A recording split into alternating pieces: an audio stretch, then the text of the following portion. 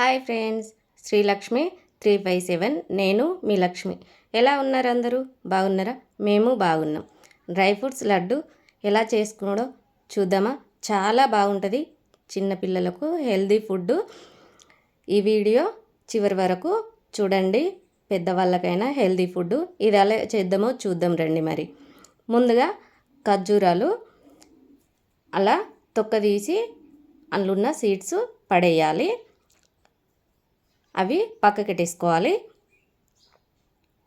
ఇప్పుడు బాదం half cup, పల్లీలు half cup, sunflower seeds half cup, కరబూజా ఇత్తులు హాఫ్ కప్పు, గుమ్మడి ఇత్తులు హాఫ్ కప్పు,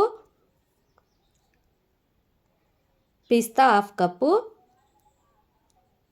జీడిపప్పు హాఫ్ కప్పు,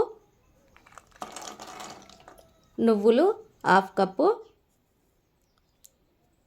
ఇవన్నీ వేసి దోరగా వేపుకోవాలి.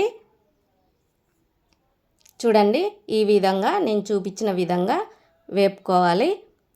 ఇప్పుడు ఇవి పక్కకెట్టేసుకుందాం. ఒక టీ స్పూన్ నెయ్యి వేసుకోవాలి. నేను ఇంట్లోనే రెడీ చేసుకున్న నెయ్యి, అది వీడియో చేసి లింక్ ఇచ్చాను చూడండి.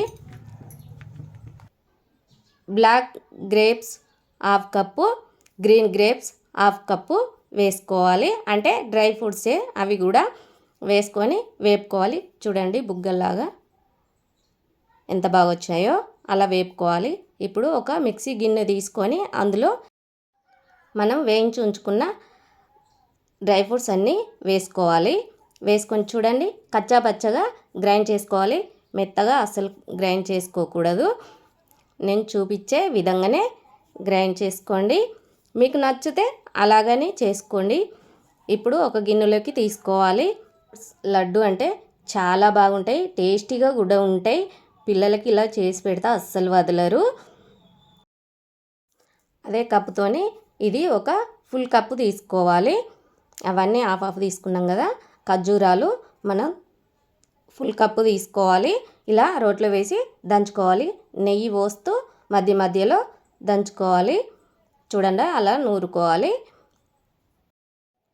చూడండి ఎంత చక్కగా మెత్తగా సాఫ్ట్గా ఖర్జూర దంగిపోయింది. చూడండి, ఇలా కూడా మీరు చేసుకోండి. కావాలనుకుంటే మీరు మిక్సీలోనైనా పట్టుకోవచ్చు.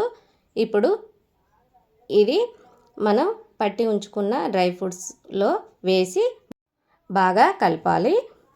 అంతా మిక్సీ అయ్యేటట్టు కలపాలి. చూడండి, ఇలా నేను చూపించే విధంగా బాగా కలుపుకోవాలి. ఇప్పుడు మనం గ్రేప్స్ వేసుకోవాలి. డ్రై ఫ్రూట్స్ గ్రేప్స్ వేసుకోవాలి. వేసుకొని అవి కూడా బాగా కలపాలి. చూడండి, ఖర్జూర మనం మెత్త నూరుకున్నాం కదా, అది ఎంత చక్కగా కలిసిపోయిందో, ముద్దకొచ్చింది. ఇప్పుడు మనం చేతికి నెయ్యి రాసుకుంటూ లడ్డూలాగా చుట్టుకోవాలి. చూడండి ఎంత చక్కగా వస్తున్నాయో. మీరు కూడా ఇలాగే ట్రై చేయండి. అన్నీ ఇలాగే చేసుకోవాలి. ఎంత సాఫ్ట్గా వచ్చాయో, టేస్టీగా కూడా ఉంటాయి. సూపర్గా. లైక్ చేయండి, షేర్ చేయండి, సబ్స్క్రైబ్ చేసుకోండి ఫ్రెండ్స్. మీ ఫ్రెండ్స్కి షేర్ చేయండి. కామెంట్ చేసి మాత్రం మర్చిపోకండి ఫ్రెండ్స్.